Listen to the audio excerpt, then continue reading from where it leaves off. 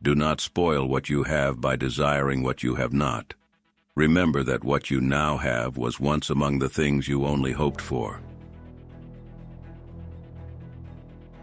Nothing is enough for the man to whom enough is too little. Not what we have, but what we enjoy constitutes our abundance. Let no one be slow to seek wisdom when he is young, nor weary in the search of it when he is grown old. For no age is too early or too late for the health of the soul. We must exercise ourselves in the things which bring happiness, since if that be present, we have everything, and if that be absent, all our actions are directed toward attaining it.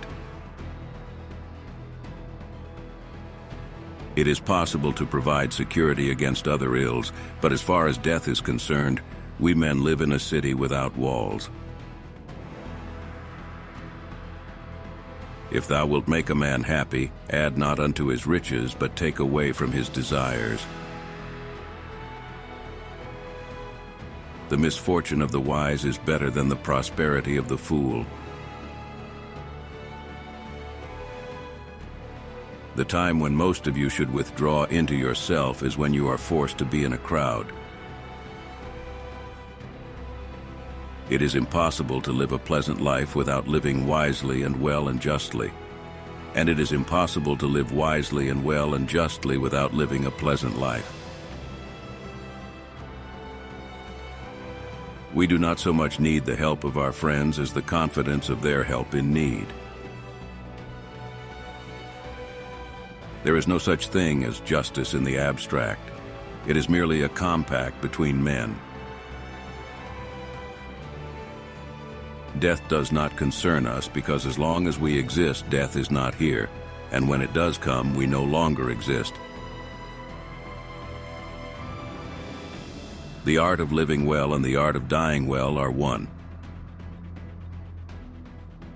A free life cannot acquire many possessions because this is not easy to do without servility to mobs or monarchs. It is folly for a man to pray to the gods for that which he has the power to obtain by himself.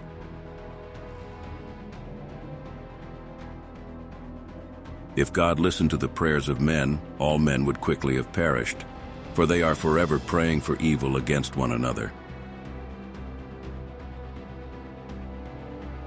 I never desired to please the rabble.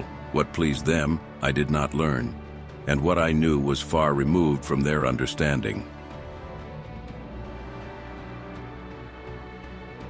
Of all the things which wisdom provides to make us entirely happy, much the greatest is the possession of friendship. Justice is a kind of compact not to harm or be harmed. It is better for you to be free of fear lying upon a pallet than to have a golden couch and a rich table and be full of trouble. Both old and young alike ought to seek wisdom, the former in order that as age comes over him he may be young in good things because of the grace of what has been, and the latter in order that while he is young he may at the same time be old, because he has no fear of the things which are to come.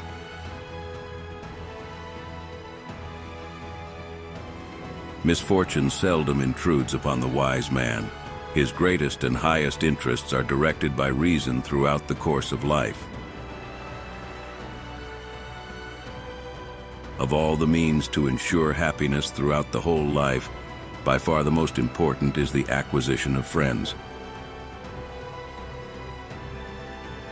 The wealth required by nature is limited and is easy to procure, but the wealth required by vain ideals extends to infinity. You don't develop courage by being happy in your relationships every day. You develop it by surviving difficult times and challenging adversity. I have never wished to cater to the crowd.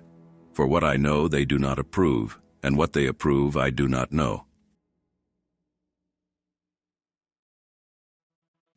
It is not so much our friends' help that helps us as the confident knowledge that they will help us. Never say that I have taken it, only that I have given it back. He who has peace of mind disturbs neither himself nor another. The fool's life is empty of gratitude and full of fears. Its course lies wholly toward the future. To eat and drink without a friend is to devour like the lion and the wolf. Be moderate in order to taste the joys of life in abundance. The greater the difficulty, the more the glory in surmounting it.